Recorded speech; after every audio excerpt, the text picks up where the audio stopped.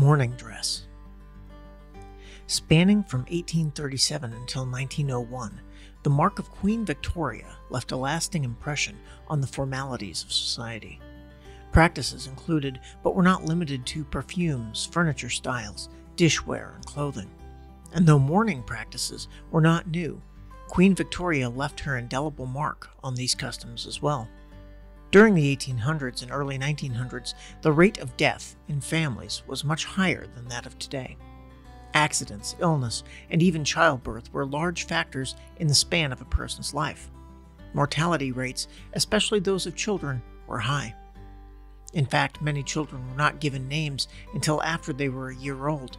Funerals were common practice, and the young, middle-aged, and old were not exempt from the dangers of everyday life.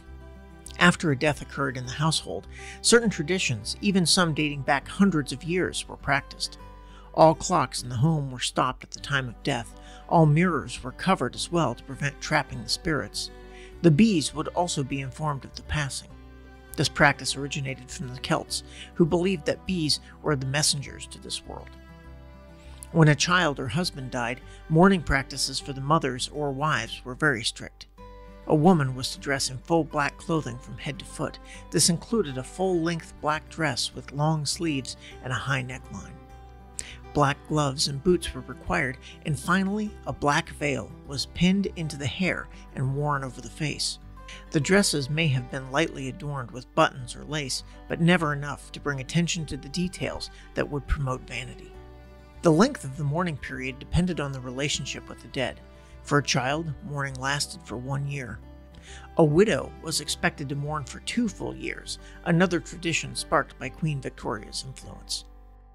In addition to black garments, women would also carry on their person black fans, mourning jewelry, black handbags, and handkerchiefs. Mourning clothes sometimes became a cause for concern. If a woman suffered several deaths in a row, her skin started to take on an alarming dark gray hue.